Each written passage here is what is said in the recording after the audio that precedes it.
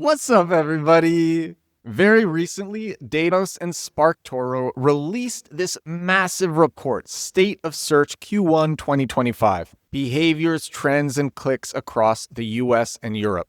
On this episode of the show, I'm going to share my 4 favorite graphs from this, ones where I thought there were cool, actionable insights. And a lot of this report, by the way, comes from Mr. Rand Fishkin, who came onto this podcast on episode 674, Rand Fishkin on SEO, AI overviews, and the future of content marketing.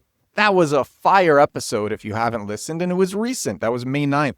So the first graph that I really like from this huge report, it's top domains visited from US desktop traditional search engines. Most of the report is about desktop data, and this one, top domains visited from US desktop traditional search engines. These are the most clicked websites in Google's in search engines and Google. I wrote about this specifically yesterday in my newsletter, edwardstrom.com/newsletter, because there was a crazy insight from this. But I'm just going to read the introduction. I'm actually going to share all of these graphs and their lessons more in depth on future episodes. But I want to give the high level on this one. Just some great takeaways. Okay, so these are the top 10 most clicked sites in Google search in 2025. YouTube, Facebook, Reddit, Instagram, ChatGPT, WhatsApp, X, Wikipedia, TikTok, LinkedIn.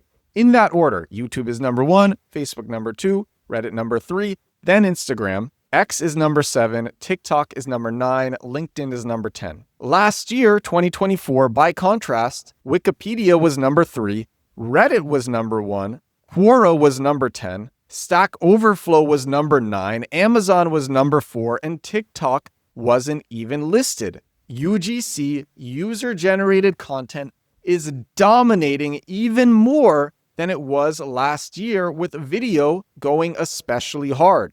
YouTube is a video platform. There's video all over Facebook.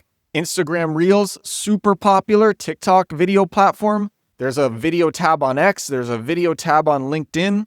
And the most amazing thing is you can make a video and have it come out to one platform and use automation tools. I share reusevideo.com. That's what I use. That's personally what I use. Reusevideo.com makes it so that you make a video in 10 or 20 minutes, it comes out to all of these platforms at once. And these are the most clicked sites in Google search. And, oh my gosh, this is driving me crazy. This is a line from the newsletter yesterday. Most video creators target keywords with a sloppy list of hashtags at the end of their descriptions. This is all wrong. Targeting keywords is super easy. You can make the content faster than with traditional SEO, and you can and should target the same keyword with multiple pieces of content. Video creators don't know how to target keywords. They don't know how to do SEO with videos. They don't know how to find keywords. But you, my dear listeners, my dear watchers, this is an SEO show. You probably know a little bit about SEO, at least how to find keywords.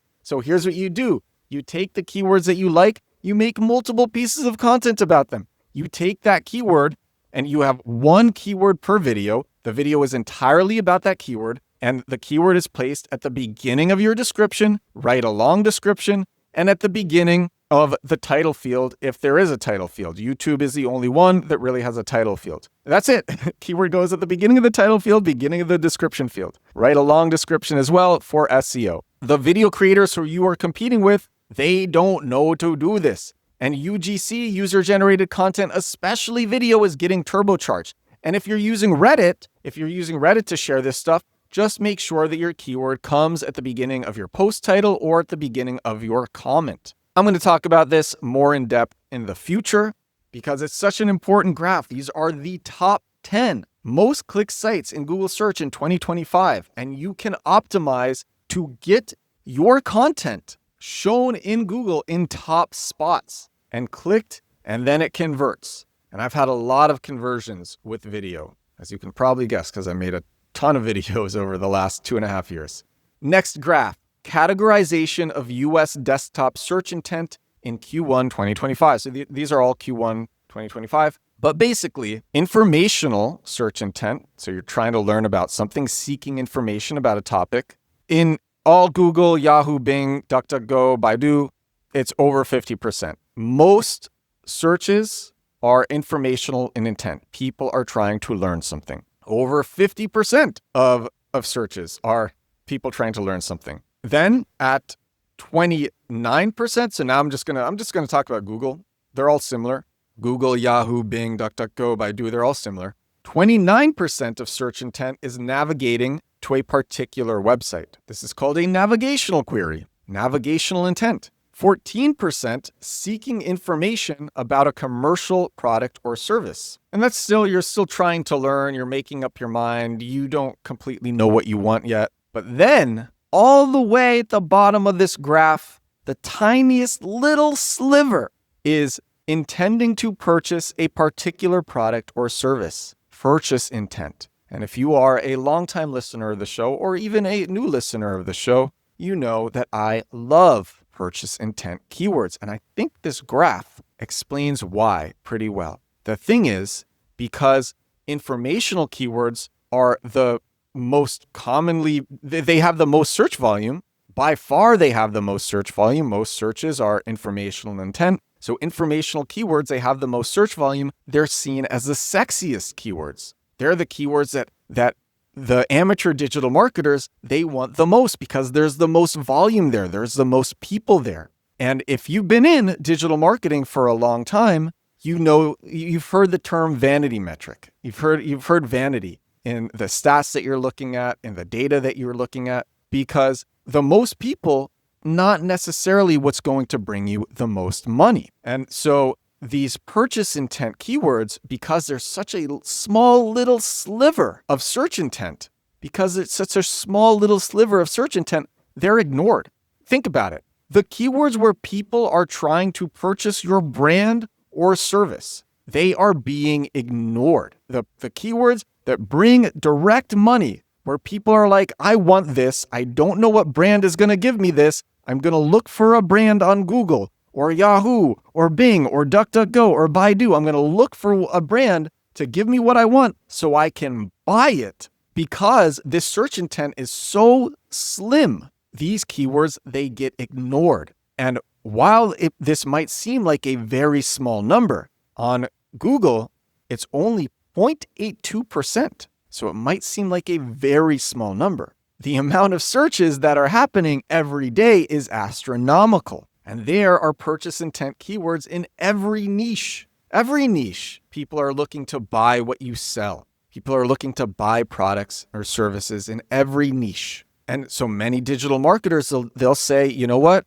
The search intent is so low, I'm not going to bother. I'm just going to go where the obvious keywords are. And where the obvious keywords are, those are informational keywords. But the thing is, if you know how to find keywords, if you know how to identify purchase intent keywords, and a lot of them are very straightforward. It's just people don't even bother to look. And again, people want the sexy keywords. They're not going after the keywords where the keyword tools say 0 search volume or 1 to 10 monthly search volume or even 11 to 50 monthly search volume.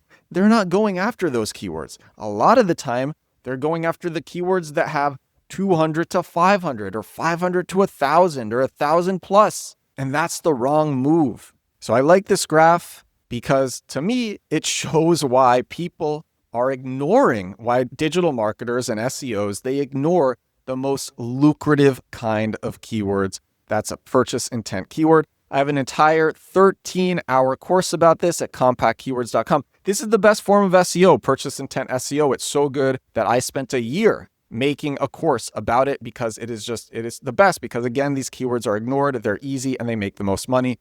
On to the next graph. All right, so maybe you remember when ChatGPT came out and everyone on Twitter was saying, Google is done. This is the end of Google, the death of Google. You saw it on videos, you saw it on Twitter, you saw it on Instagram, you saw it on TikTok. Everyone was saying Google is dead. And these videos got millions of views. These posts on Twitter got millions of views. And then ChatGPT released ChatGPT Search. That was in 2024. People were saying the same thing. And so this graph, search, AI, and e-commerce platform visits in the US, the share of overall desktop events for e-commerce, AI tools, and traditional search platforms for our US panel. E-commerce, 2.83%. This is March 2025. Traditional search, 10.55%. AI tools, 0.55%. A very small fraction. March 2025, a very small fraction of the activity that happens on traditional search. Now, it is worth noting that it has actually increased substantially over the last year. In January 2024, actually more than a year, in January 2024, AI tools, they were at 0.17%. Now, March 25, it's 0.55%, but it's still a small sliver, and it was at 0.55% in February 2025. I'm going to share Rand Fishkin's take on this, and he said, "This is the high-level chart you want to send your boss, team, client, that one guy on LinkedIn next time there's fear-mongering about the death of traditional search or the abandonment of e-commerce platforms in favor of AI-centric discovery. Yes, AI tools are popular, and yes, they're growing, but despite the media hype, AI is still a tiny fraction of overall usage in the US, EU, and the UK. But if you are concerned about AI and optimizing for AI, and lots of people are, and that's totally reasonable, these are the top domains visited from US desktop AI tools. And you know what?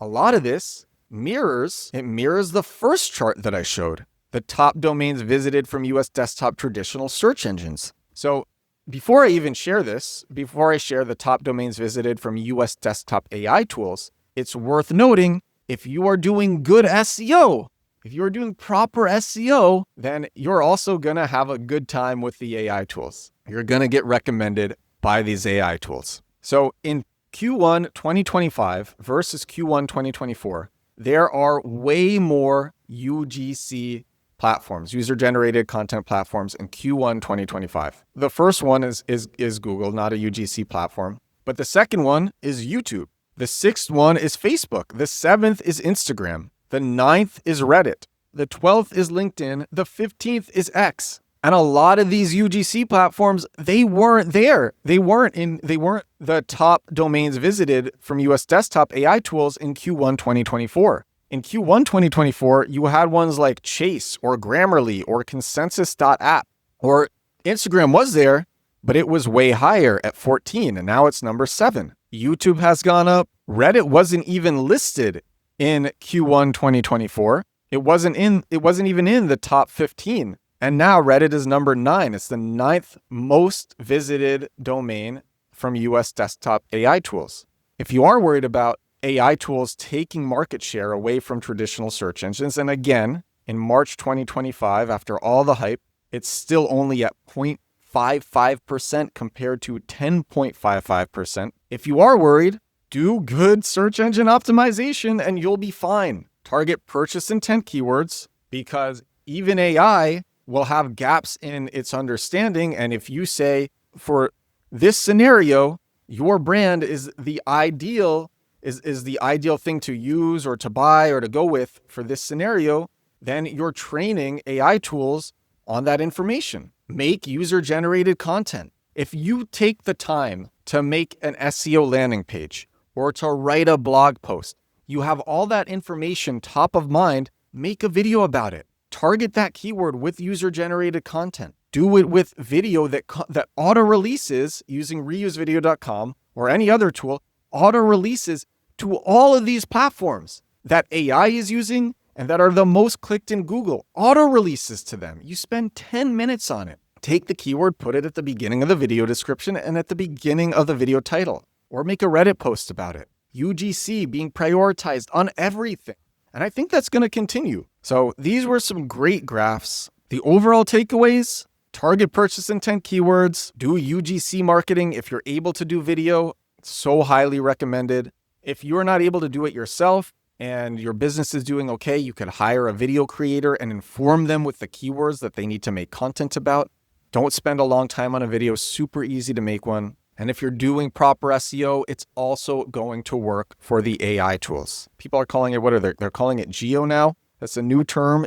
Andreessen Horowitz just decided that's the new term, generative engine optimization, GEO. It's probably going to change again. I just call it AI SEO. And I call this episode 706 of my daily digital marketing show. This is 706 days in a row doing this podcast. 706. Thank you so much for watching. Thank you so much for listening. I have a lot more of this stuff on future episodes. Let me know what you think, and I will talk to you again tomorrow. Bye now.